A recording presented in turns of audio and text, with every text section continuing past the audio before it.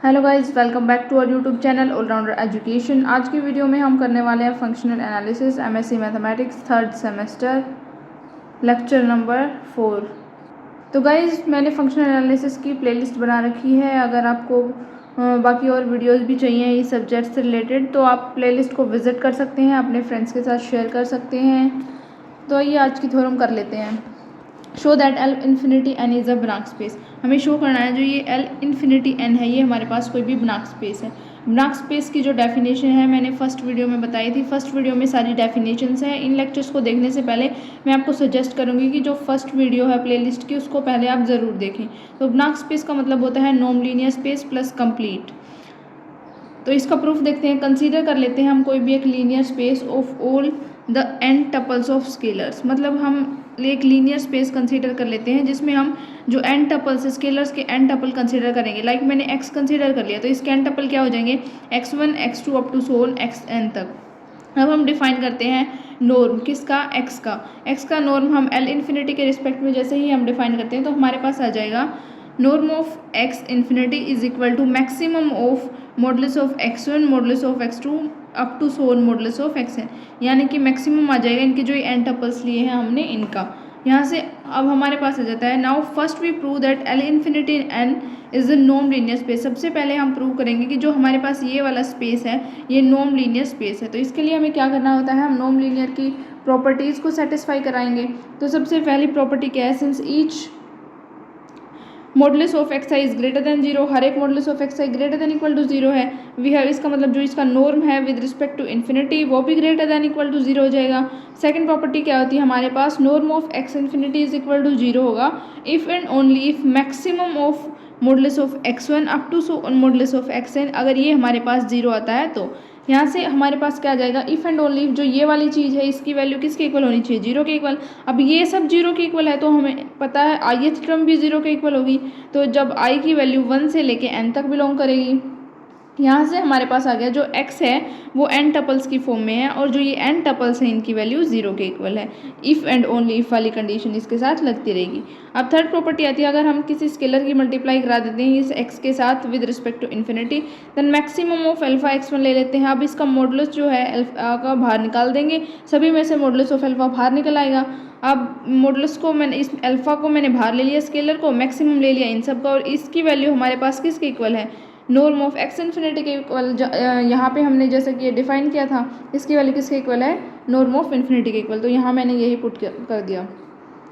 Fourth property आती है हमारे पास, norm of X plus Y infinity is equal to होना चाहिए मैक्सिमम ऑफ आई की वैल्यू 1 से लेके n के बीच में लाई करेगी, और modulus of x I plus Y I इस तरीके से हम लिख सकते हैं। अब हम इसको अलग अलग ओपन करते हैं तो लेस देन इक्वल टू का सिंबल आ जाएगी, यानी कि हमारे पास ये इनइक्वालिटी बन जाएगी।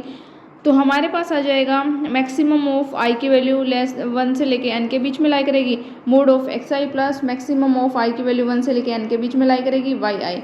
तो norm of X plus Y infinity is less than equal to हो जाएगा हमारे पास norm of x infinity plus norm of Y infinity, यानी कि इसकी वैल्यू हमारे पास ये आ गई और इस चीज़ की वैल्यू हमारे पास ये आ गई। इसका मतलब जो एल इन्फिनिटी एन है ये हमारे पास आ गया कोई भी एक non linear space with respect to the norm x infinity. ठीक है, अब हम क्या शो करेंगे, अब हम शो करेंगे कि हमारे पास जो ये एल इन्फिनिटी एन स्पेस जो हमने लिया है ये कंप्लीट है, क्योंकि हमें बनाक प्रूव करना है तो पहले नॉन लीनियर की कंडीशंस तो हमने सेटिस्फाई करा दी, और बनाक का मतलब ही क्या होता है, non linear space plus complete. तो कंप्लीटनेस की अब कंडीशन हम करते हैं प्रूव। लेट एक्स एम मैंने कोई भी एक कोशी सीक्वेंस डिफाइन कर ली एल इन्फिनिटी एन स्पेस के अंदर। ठीक है, एक्स एम को वैसे ही एन टपल्स की फॉर्म में ले लिया बट ऊपर एम लगा दिया ताकि एक अलग से पता लग जाए कि जो पहले मैंने एक्स लिया था वो एन टपल्स की फॉर्म में लिया था, तो अब एम एक्स ले रही हूँ तो ऊपर एम लगा दिया मैंने ताकि इसको आइडेंटिफाई कर सके हम। जहाँ पे जो ये एक्स आई एम है ये हमारे पास स्केलर्स हैं, आई की वैल्यू एन से 1 से लेके एन के बीच में लाई करती है। अब मैंने ले लिया जो एप्सिलॉन है उसकी वैल्यू ग्रेटर देन जीरो है। ठीक है, therefore by definition of Cauchy sequence, अब हम यहाँ पे डेफिनेशन लगाएंगे कोशी सीक्वेंस की। There exist a positive integer n naught, कोई भी एक पॉजिटिव इंटीजर निट्टा नोट या फिर इट्टा नोट बोल सकते हो आप, ये एग्जिस्ट करेगा such that norm of x m minus x l, दो टर्म उठा ली मैंने यहाँ से, इसका जो नॉर्म है वो लेस देन एप्सिलॉन होगा। ये सारी डेफिनेशन है कोशी सीक्वेंस की, ये हम फर्स्ट वीडियो में कर चुके हैं। फॉर ऑल एम एल जिसकी value greater than equal to होगी नीटा नोट। अब हम इसका लेते हैं मैक्सिमम। अगर हम मैक्सिमम लेते हैं तो नॉर्म का क्या बन जाता है, मॉडुलस आई की वैल्यू 1 से लेके एन के बीच में लाई करेगी, तो modulus of x I M minus X I L which is less than epsilon for all M और L greater than equal to नीटा naught. This is the equation number first आ गई हमारे पास। अब ये क्या इंप्लाई करती है कि जो मॉडुलस है x I M minus X I L का वो लेस देन एप्सिलॉन होगा जब एम और एल दोनों ग्रेटर देन नीटा नोट है और आई की वैल्यू 1 से लेके n के बीच में लाई करती है। इसका मतलब जो एक्स आई एम है हमारे पास, m is equal to 1 to infinity है, ये कोई भी एक कॉची सीक्वेंस है किसकी, स्केलर सीन r की, ठीक है। फॉर ईच फिक्स्ड आई, हर एक फिक्स्ड आई के लिए जब आई की वैल्यू 1 से लेके n के बीच में लाई करती है। बट जो हमारे पास r और c है वो कंप्लीट है, यानी कि रियल नंबर और c यानी कि कॉम्प्लेक्स नंबर, ये जो हमारे पास हमेशा कंप्लीट होते हैं। Therefore there exist a z i, कोई भी एक जेड आई मान लिया मैंने इंटीजर जो बिलोंग करेगा या तो रियल नंबर से बिलोंग करेगा या फिर कॉम्प्लेक्स नंबर से बिलोंग करेगा, ठीक है। जब आई की वैल्यू 1 से लेके n के बीच में लाई करेगी, सच दैट जो लिमिट m टेंड करेगी इन्फिनिटी को, देन एक्स आई की power m which is equal to आ जाएगी मेरे पास जेड आई। ये इसका मैंने कन्वर्जेंट पॉइंट मान लिया, जब हम इसकी लिमिट लेते हैं तो ये जेड आई के इक्वल आता है, ये मैंने पॉइंट माना था। तो इक्वेशन नंबर सेकंड आ गई। अब जेड को भी मैंने n टपल्स की फॉर्म में डिफाइन कर दिया, तो इक्वेशन नंबर फर्स्ट से हमारे पास क्या, इक्वेशन नंबर फर्स्ट हमारे पास क्या थी, ये वाली, ठीक है। इधर से हमारे पास क्या आ गया, लेट कर लिया मैंने l टेंड करता है इन्फिनिटी को।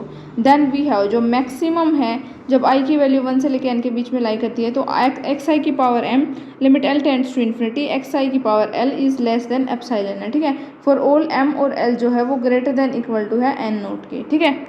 यहाँ से हमारे पास आ गया जो मैक्सिमम ऑफ है i की वैल्यू 1 से लेके n के बीच में लाई करती है, तो modulus of x i minus z i less than epsilon हो जाएगा जब ये m है, इसकी वैल्यू ग्रेटर देन इक्वल टू होगी n नोट की, ठीक है। This implies norm of x m minus z is less than epsilon for all m is greater than equal to n naught. यहाँ पे जो z है वो बिलोंग करेगा n टपल्स z से, जो हमने डिफाइन किया था, that belongs to l infinity n space से बिलोंग करेगा। इसका मतलब जो एक्स एम है वो कहाँ पे कन्वर्ट करेगी, z epsilon l infinity n के ऊपर, यहाँ पे जो जेड के ऊपर कन्वर्ट करेगी। और जो जेड है ये कहाँ से बिलोंग करता है हमारे पास, एल इन्फिनिटी एन से। ये मेनली जेड पॉइंट है, इधर ये जेड पॉइंट है ये जैसे, तो फिर ये जो है ये मैंने बिलोंग का सिंबल लगाया हुआ है जो एल इन्फिनिटी एन से बिलोंग करेगा।